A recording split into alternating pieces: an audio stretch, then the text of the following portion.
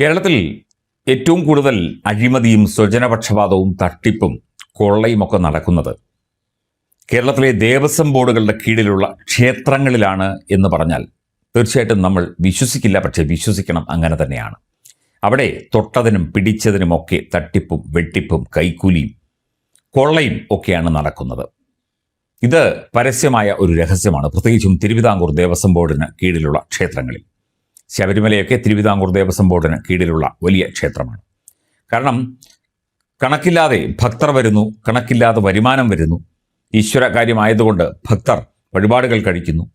അങ്ങനെ ധാരാളം പണം അങ്ങോട്ട് വരുമ്പോൾ അത് വെട്ടിക്കാനും അല്ലെങ്കിൽ അതുമായി ബന്ധപ്പെട്ട് മറ്റ് ദുർനടപടികൾ നടത്താനും ഒക്കെ തന്നെ ഈ ചക്കരക്കുടത്തിൽ കൈയിട്ടവൻ നക്കി അടങ്ങൂ എന്ന് പറയുന്നത് പോലെയാണ് കേരളത്തിലെ തിരുവിതാംകൂർ ദേവസ്വം ബോർഡിന് കീഴിലുള്ള ക്ഷേത്രങ്ങളിലെ കാര്യങ്ങൾ. മറ്റ് ദേവസ്വം ബോർഡുകളും കണക്ക് തന്നെ. ഈ ഗ്രൂപ്പിൽപ്പെട്ട ക്ഷേത്രങ്ങളിൽ മലയാലപ്പുഴ, ചെട്ടികുളങ്ങര, ഏറ്റുമാനൂർ, പിന്നെ വള്ളിയാങ്കാവ് തുടങ്ങിയ പ്രമുഖ ക്ഷേത്രങ്ങളിലെ നിയമനങ്ങൾക്കായി തിരുവിതാംകൂർ ദേവസ്വം ബോർഡിൽ ലക്ഷങ്ങളുടെ ലേലം വിളിയാണ് നടക്കുന്നത് എന്നാണ് റിപ്പോർട്ടുകൾ. ആ അമ്പലത്തിൽ ജോലിക്ക് പോകാൻ വലിയ വരുമാനമുള്ള അമ്പലമാണ്.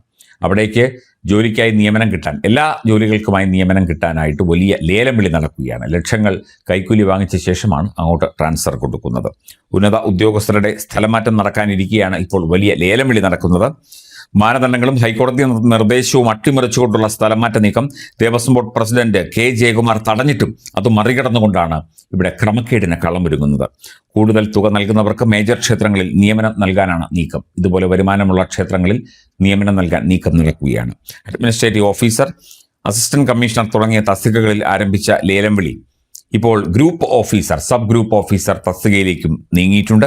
മാനദണ്ഡങ്ങൾ മറികടന്നുള്ള നടപടിയെ ദേവസ്വം ബോർഡ് പ്രസിഡന്റ് എതിർത്തതോടെ കരട് പട്ടിക തടഞ്ഞു വച്ചിരുന്നു.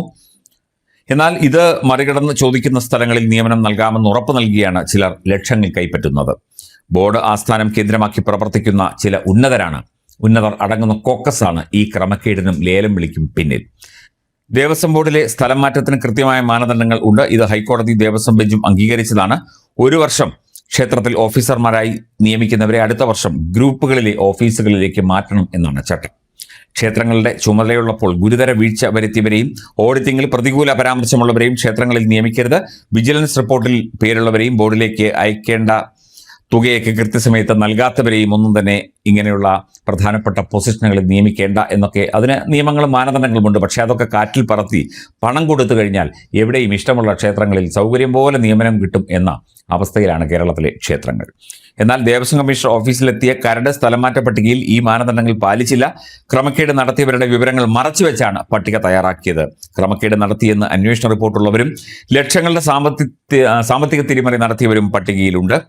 2 വർഷം മുൻപ് ക്ഷേത്രത്തിൽ നിന്ന് പണം അപഹരിച്ച ശേഷം കഴിഞ്ഞ മാസം ഓഡിറ്റിംഗ് തീരുമാനിച്ചപ്പോൾ പ്രമുഖ ക്ഷേത്രങ്ങളിലെ നിയമനം പ്രതീക്ഷിച്ച് പണം തിരിച്ചടച്ചവർ വരെ പട്ടികയിൽ കടന്നുകൂടിയിട്ടുണ്ട്. ക്ഷേത്രങ്ങളിലെ പണം മോഷ്ടിച്ച് വീട്ടിൽ കൊണ്ടുപോയവർ വരെ ഈ ഒരു പട്ടികയിൽ ഇടം നേടിയിട്ടുണ്ട്. കള്ളന്മാരും അതുപോലെ തന്നെ കൊള്ളിവെപ്പുകാരും പകൽ കൊള്ളക്കാരും ക്ഷേത്ര സ്വത്തുക്കൾ പൊതിഞ്ഞുകൊണ്ട് വീട്ടിൽ കൊണ്ടുപോകുന്നവന്മാരും ഒക്കെ തന്നെ ഈ ഒരു പട്ടികയിൽ ഇടം നേടിയിട്ടുണ്ട്. അവർക്കൊക്കെ പ്രധാനപ്പെട്ട ക്ഷേത്രങ്ങളിൽ പ്രധാനപ്പെട്ട പൊസിഷനുകളിൽ നിയമനം ലഭിക്കും. അപ്പോൾ തട്ടിക്കാനും വെട്ടിക്കാനും കൂടുതൽ എളുപ്പമായി എന്നുള്ള ദുരവസ്ഥയിലേക്ക് തിരുവിതാംകൂർ ദേവസ്വം ബോർഡിന് കീഴിലെ ക്ഷേത്രങ്ങൾ എത്തിക്കൊണ്ടിരിക്കുന്നു. Devaswom board president K Jayakumar നിസ്സഹായനായി നിൽക്കുന്ന അവസ്ഥയാണ് പലപ്പോഴും.